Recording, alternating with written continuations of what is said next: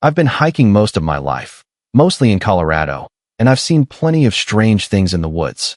Odd sounds, shadows that move in ways they shouldn't, and once a mountain lion stalking me from a distance.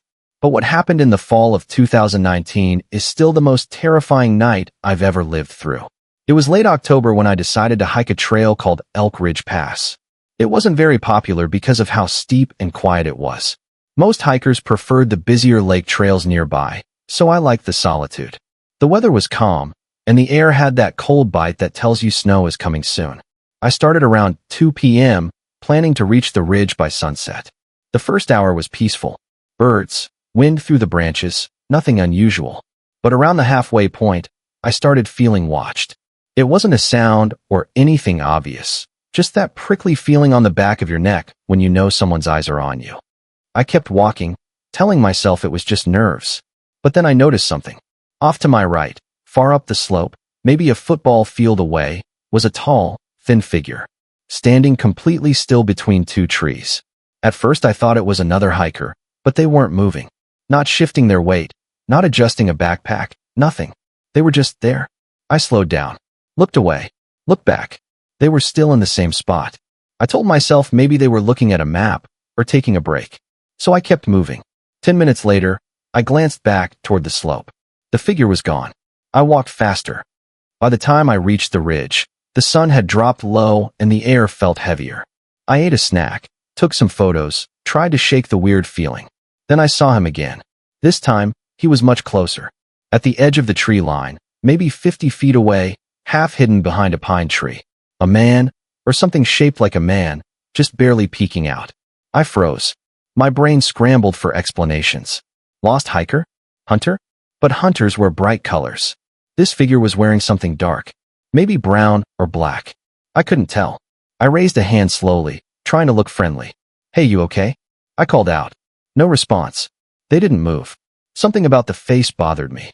Even in the dim light, it didn't look right. The skin looked too pale, almost gray. Then he stepped back into the trees, disappearing behind them without a sound.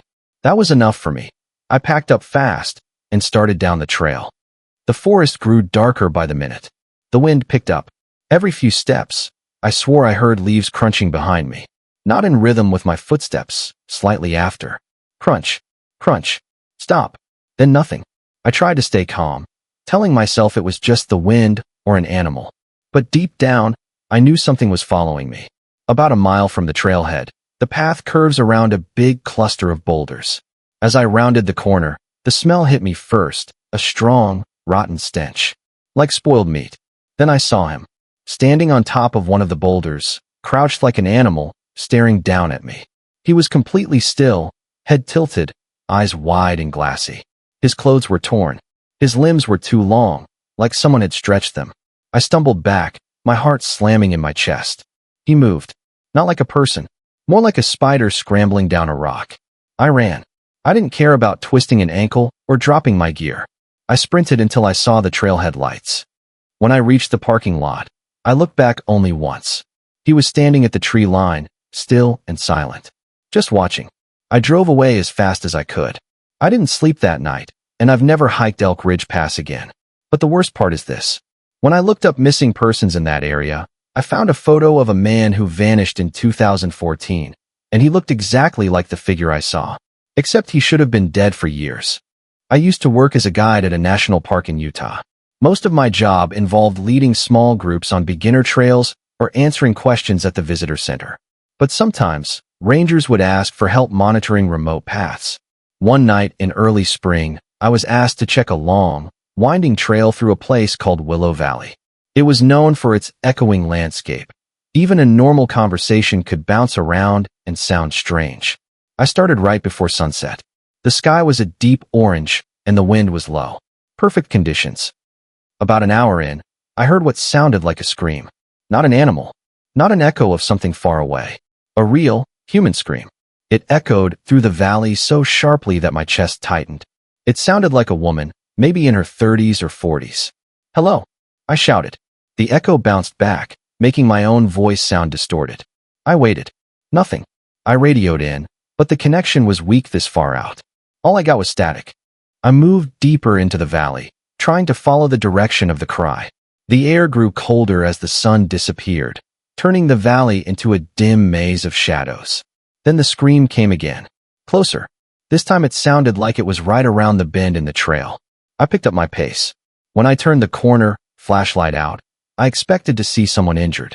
Maybe a rockslide victim or someone who'd fallen. But instead, the trail was empty. No footprints. No signs of struggle. Just silence. I took a step forward, and that's when I heard it. A whisper. Right behind me. Help me. I spun around, shining my light into the darkness. No one was there. But the whispering didn't stop. Help me. Please, please help me. It echoed all around me, bouncing from rock to rock, growing faster, overlapping. A dozen voices, all begging for help. I backed up fast, shining the light in every direction.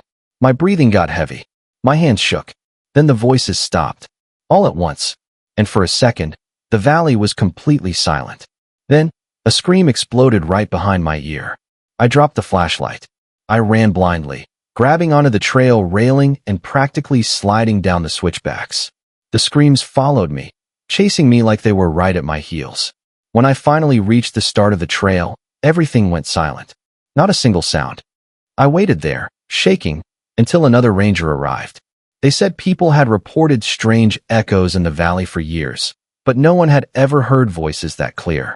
The next day, a search team found something halfway through the valley. A torn piece of fabric.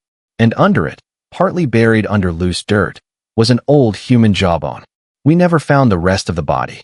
But sometimes, hikers still report hearing a woman screaming for help in Willow Valley. In the summer of 2022, my friends and I took a weekend trip into the Smoky Mountains. We planned to camp for 2 nights along a trail called Ridgewater Loop. It was known for nice views, calm streams, and almost no bears. The first day was great, good weather, good food, and nothing weird. But sometime after midnight, things changed. I woke up to the sound of footsteps. Slow, steady, heavy footsteps. At first I thought it was one of my friends going to the bathroom, but then I realized it was circling our campsite, just outside the ring of light from the fire. I could hear sticks snapping under the weight, leaves crunching. I sat up, listening. The footsteps stopped. Then a low, long exhale came from the darkness. Not human, not animal, something in between. My heart dropped. I unzipped my tent slightly and peeked out. There was someone standing there. Not one of my friends. A tall figure, maybe 6.5 feet, standing completely still between the trees. I couldn't see a face, just the outline of long limbs and a head tilted at a strange angle. I whispered, "Guys, wake up." One of my friends, Mark, stirred and looked out of his own tent. He froze. "Do you see that?" he whispered. We watched as the figure slowly stepped backward into the trees. But the footsteps didn't match the movement. They sounded like they were circling us again, coming from the opposite side. Mark grabbed his flashlight and shined it toward the sound. Nothing. Then a hand pressed against the side of my tent, right next to my face. I jumped back, yelling for everyone to get out and grab their gear. The hand slid downward, dragging across the fabric. We all backed toward the center near the dying fire, forming a tight circle, lights pointed outward. Then the footsteps started again. Fast this time, running around us in wide circles. Once, twice, 3 times. Then, silence. We stood there for what felt like forever. Finally, we gathered our stuff and decided to hike back in the dark. It was dangerous, but staying felt worse. About 20 minutes into the hike, we heard it again. The footsteps. Ahead of us this time, blocking the trail. We aimed our lights forward. Nothing. Then, behind us, a whisper. "Don't leave." We ran. We didn't stop until we reached the cars. The next morning, we told a ranger. They checked the campsite and found large, deep footprints circling the area. But here's the chilling part. The prints were spaced too far apart for any normal person. And worse, there were no prints leading in, only leading out. As if whatever visited us wasn't walking toward our camp. It was already there.